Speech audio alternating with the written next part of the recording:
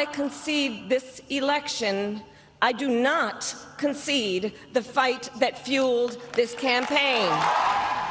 Vice President Kamala Harris has formally conceded the presidential race. She spoke yesterday from Howard University, where she went to college. Howard, of course, in Washington, D.C. Harris did call President-elect Donald Trump to congratulate him on his victory and promised a peaceful transfer of power from the Biden administration. The White House says President Biden will address the nation this morning at 11. So here's what else we're keeping an eye on for you. Votes are still being counted in Arizona and Nevada. If they go toward Trump, he will have won all 7 battleground states.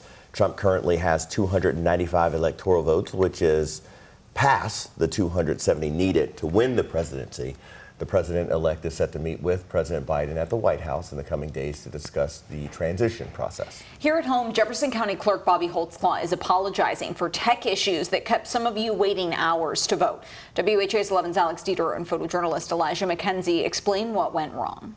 You know, it's my responsibility, and I take responsibility for it. I vote here in Jefferson County, so obviously I'm very personally frustrated by how the election went here yesterday morning. An apology from Jefferson County Clerk Bobby Holtzclaw and a frustrated Secretary of State Michael Adams, after county polling places were plagued with long wait times and long lines out the door following computer delays election morning. We've never had that problem with the Wi-Fi's, but yesterday morning, we did. Holtzclaw said the Wi-Fi wasn't equipped to download the hundreds of thousands of voter names in the county. Jefferson County was the only county in Kentucky to experience the delays. The poor poll workers didn't know what to do. It took forever. They just kept hitting reboot, and that added more time. So we've got to have better training, I think, but we also need clear standards in state law. Let me just say this to Secretary Adams. There is no way that that equipment can be downloaded in Jefferson County in a matter of 12 hours. It's impossible. Adams left wondering if there would have been more voters without the delays. I believe that there were people who didn't get to vote yesterday because of this, and I'm pretty furious. I know some people left and came back. Holtzclaw assures the county that this problem won't happen again. Alex Dieterer, WHAS 11 on your side.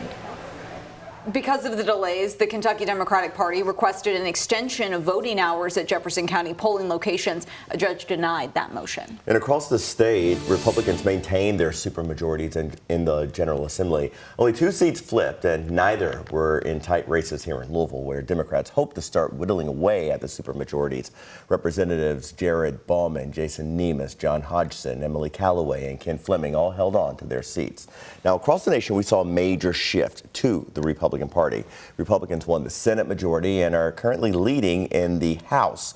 According to the Associated Press, Republicans are on track to expand their majority there, flipping 1 seat. However, there are still 38 races yet to be called.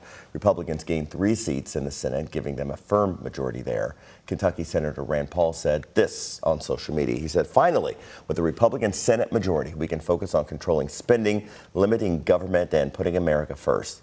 Outgoing leader Mitch McConnell also celebrated the win. You guys know how long I've been around. I had really hoped I'd be able to hand over to my successor the majority. I've been the majority leader, I've been the minority leader. The majority's a lot better. McConnell is stepping down as Senate leader when the new Congress goes back into session in January. Right now, it's unclear who will replace him, but Senators John Thune of South Dakota and John Cornyn of Texas appear to be the frontrunners. McConnell has served as leader longer than anyone in Senate history.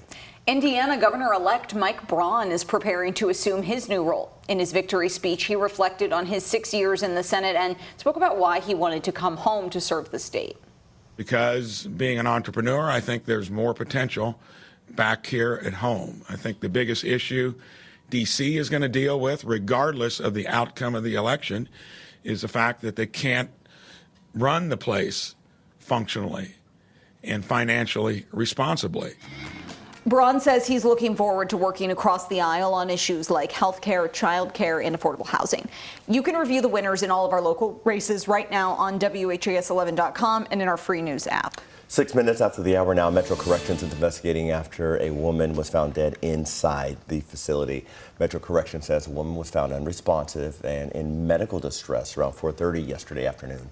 Officers and medical staff started life-saving measures but were unable to revive her even after EMS arrived. There's now an internal investigation. In a statement, Chief Jerry Collins said, "Our condolences are with the family. Anytime there's a loss of life, it's tragic for everyone involved, and we're all impacted here at Metro Corrections." Happening today, a massive change is coming to the airport. Muhammad Ali International is hosting a groundbreaking on the expansion of its security checkpoint. Airport officials say the $45 million investment is the largest change to the terminal's physical footprint since the 80s. Mayor Craig Greenberg and Senator Mitch McConnell will join other state and local leaders for the groundbreaking at 2 this afternoon.